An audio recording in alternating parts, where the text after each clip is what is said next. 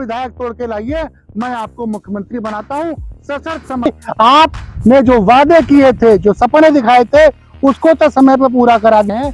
इसलिए अब सूचना आ रही है कि 1 दिसंबर को मैनपुरी छोड़ के रामपुर जाएंगे अखिलेश यादव। नेताओं के बस का नहीं है कि वो भारत को जोड़ पाए। मैं बहुत कड़वी बात बोल रहा हूँ।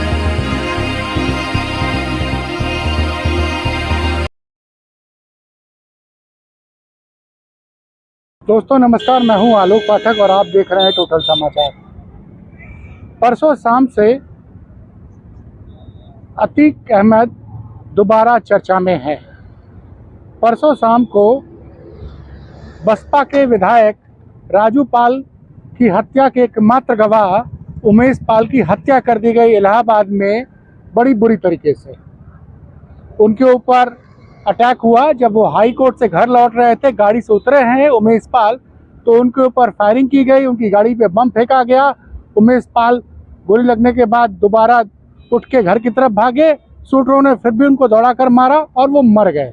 उनका एक गनर भी, उनके साथ 2 सुरक्षा गनर दिए गए थे, उसमें से एक संदीप निषाद की मौत हो गई और एक अभी इलाहाबाद के अस्पताल में उसका इलाज चल रहा है। कल चूंकि बजट सत्र था और कल मुख्यमंत्री को राज्यपाल के भाषण पे जवाब देना था, विपक्ष ने इसको बड़ा मुद्दा बना लिया क्योंकि सबको पता था कि उमेश पाल की गवाही से अतीक अहमद को सजा मिल सकती थी। मुख्यमंत्री ने कल क्रोध में आकर बड़ी बड़ी बात कही और उन्होंने कहा कि अतीक अहमद को सपा ने संरक्षण दिया था और वो अतीक अहमद को मिट्टी में मिला देंगे। मैंने सोचा आज आपको मैं अतीक अहमद का इतिहास ही बता देता हूँ। अतीक अहमद के पिताजी फिरोज अली इलाहाबाद में टांगा चलाते थे। 1989 में अतीक अहमद ने क्राइम की दुनिया में पहली बार कदम रखा। तब इलाहाबाद में, तब जो इलाहाबाद के नाम से जाना जाता था प्रयागराज, तब उसके खिलाफ हत्या और डकैती के मुकदमे दर्ज हुए।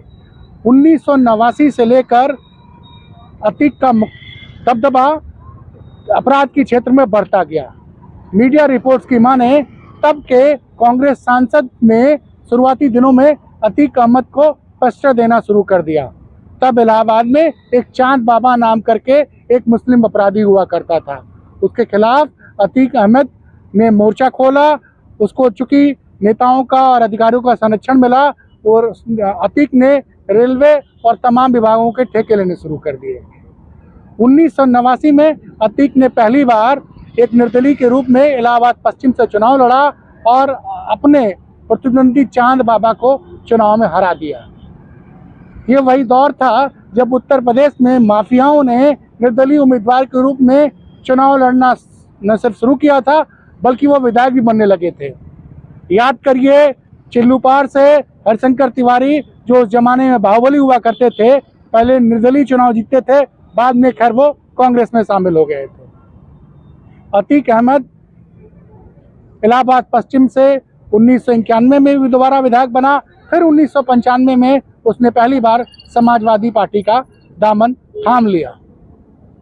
अतीक अहमद 2002 में भी उसी विधानसभा से दोबारा जीता था। 2004 में जब समाजवादी पार्टी लोकसभा का चुनाव लड़ रही थी तो मुलायम सिंह यादव और अमर सिंह ने जबरदस्त गठबंधन बनाया उत्तर प्रदेश में तब की एनडीए सरकार के खिलाफ और अतीक अहमद को फूलपुर से उतारा और अतीक अहमद उस वक्त समाजवादी पार्टी से फूलपुर से सांसद बन गए। जब फूलपुर से सांसद बन गए तो अतीक को इलाहाबाद पश्चिम की अपनी विधानसभा सीट से इस्तीफा देना पड़ा और अतीक की जगह अशरफ पाल, उनके भाई, ने चुनाव लड़ा। उस वक्त अतीक के पुराने साथी रहे राजू पाल ने बसपा से चुनाव लड़ा और राजू पाल ने अतीक के भाई अशरफ मियां को चुनाव में हरा दिया। अतीक को ये हार इतनी नागवार गुजरी कि विधायक बनने के 3 महीने बाद जनवरी में 2005 में ही राजू पाल की हत्या हो गई। उसके बाद से अतीक इलाहाबाद पश्चिम से दोबारा कभी चुनाव नहीं जीत पाए। लेकिन अगर आप जोड़ें 1989 से लेकर 2022 तक टोटल 44 सालों से तमाम मुकदमे अतीक के खिलाफ चल रहे हैं, लेकिन इसमें से किसी को सजा नहीं मिली।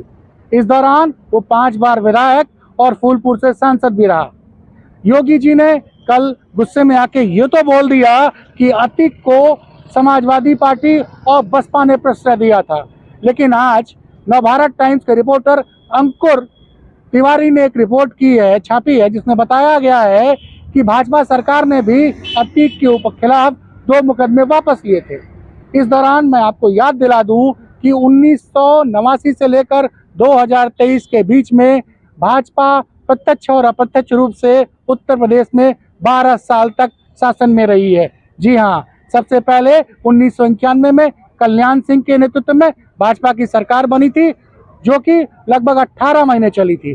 बाद में भाजपा ने मायावती को समर्थन देके उत्तर प्रदेश में 1995 में सरकार बनाई थी। उसके बाद 1998 से लेकर 2002 तक कल्याण सिंह, राम प्रकाश गुप्ता और राजनाथ सिंह की सरकार 4 साल तक रही।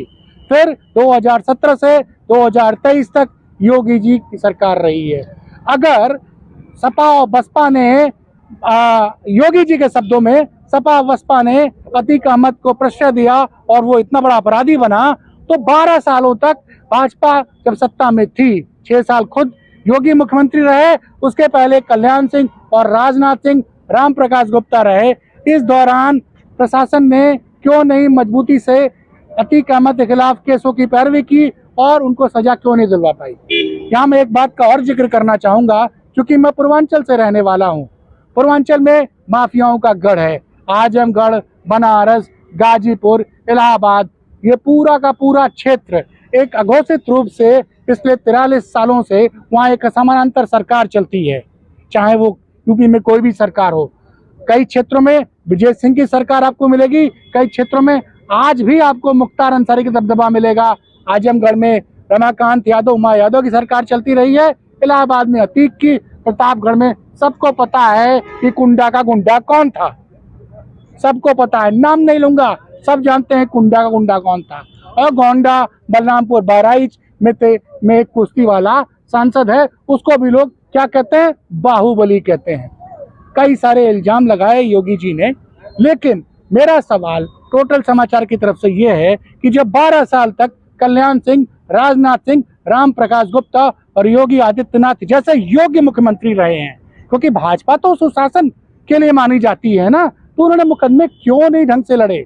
उन्होंने पुलिस की चूड़ी क्यों नहीं टाइट की कि लोग, पुलिस जनता के बीच में से भय हटा सके? एक बात मैं और भी कहना चाहूंगा, इन माफियाओं के खिलाफ कोई गवाही नहीं देता, इसीलिए इनको सजा नहीं मिलती है। पुलिस का भी आप दोष तो दे सकते हैं, लेकिन पुलिस का काम यह है कि भययुक्त माहौल बनाए। अब आप पूछिए, पूर्वांचल में किसी आदमी से पूछिए, वो ये जरूर बता, ये मैं तो ब्रजेश सिंह को महापुरुष कहता हूँ, इसलिए महापुरुष कहता हूँ कि ब्रजेश सिंह ऊपर 50 से ज्यादा मुकदमे थे, कई हत्याओं में ब्रजेश सिंह का नाम था, लेकिन भाई साहब कोई भी शख्स उस आदमी के खिलाफ गवाही देने नहीं आता है। एक बड़े नेता के सौजन्य से ब्रजेश सिंह कांग्रेस के शासन जब तक केंद्र में था, वो दिल्ली में अपनी गिरफ्तारी दिखा देते हैं, 7, 8, 10, 12 साल तक वाराणसी की सेंट्रल जेल में रहते हैं, सारे मुकदमों में गवाही नहीं होती है और आराम से जमानत मिल जाती है और वो परिवार के साथ रहते हैं। यही हाल अतीक का भी है। एक बड़ी बात और भी है, योगी जी कहते हैं कि उनके राज्य में माफिया पनप नहीं सकता है। जब पिछली सरकार थी योगी जी की 2017 से 2022 के बीच में, तो एक वीडियो बड़ा वायरल हुआ था। अतीक तब उस वक्त देवरिया की जेल में हुआ करते थे और उनका एक बिजनेस पार्टनर एक जायसवाल था। यहाँ से उस जायसवाल जी को, जहाँ मैं खड़ा हूँ उसी गोमती नगर में वो रहते थे, वहाँ से उनको अतीक के लोग उठाते हैं, उसको जेल में लेके जाते हैं, देवरिया की जेल में जाता है, देवरिया की जेल में उसकी पिटाई की जाती है, उसका वीडियो बनता है और उसको वायरल किया जाता है और जायसवाल अब सादे कागजों पर अपनी सारी प्रॉपर्टी अतीक अहमद को ट्रांसफर कर देता है या उनके परिवार वालों को ट्रांसफर कर देता है। और ये घटना थी 2017 के बाद की, जब बुलडोजर, अपराधियों के खिलाफ बुलडोजर चलाने की छवि वाले योगी आदित्यनाथ मुख्यमंत्री थे। प्रदेश की जनता ने दोबारा इसलिए बहुमत दिया था कि इस प्रदेश को माफिया राज से मुक्ति मिले, लेकिन हकीकत यह है कि अभी तक इस प्रदेश को माफिया राज से मुक्ति नहीं मिली है। पिछले 15 दिनों की 2 घटनाएं याद करिए। क्या खबर आई थी, मुख्तार अंसारी के बेटा जो जेल में था विधायक, वहां पे वो अपनी पत्नी के साथ एक जेलर के बगल के कमरे में अय्यासी कर रहा था। आप सोचिए कितना बड़ा नेटवर्क है मुख्तार अंसारी का और अतीक अहमद का। अतीक अहमद अहमदाबाद में बैठे हुए हैं और जिस तरह की नृशंस हत्या हुई है और जो वीडियोज आ रहे हैं उससे ये साफ दिखता है कि अपराधी जहां चाहें, जब चाहें, जिसकी चाहें यूपी में हत्या कर सकते हैं।